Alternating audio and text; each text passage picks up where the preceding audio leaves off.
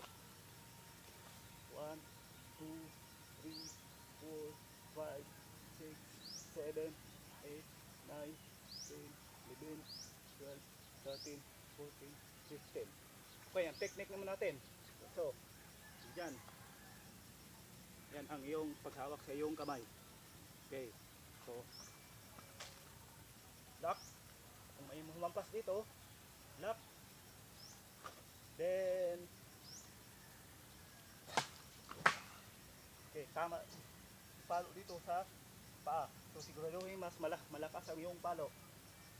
So, ganyan. Okay. So, number 2. So, dito kag tira dito sa katawan. Yung paganyan na yung paganyan dito. So, importante proteksyonin ito kasi pag hindi ka nakaiwas sa itak, eh, siyempre putol ang liig mo. Kaya dapat kapag gumamit ka nito kay hindi siya madaling mabali. So, ganyan, hindi siya madaling mabali. Okay? Tibay siya. Okay. So, black. And, yan, black. Then, okay, ganyan na. Okay. Black and, oh, sample natin to.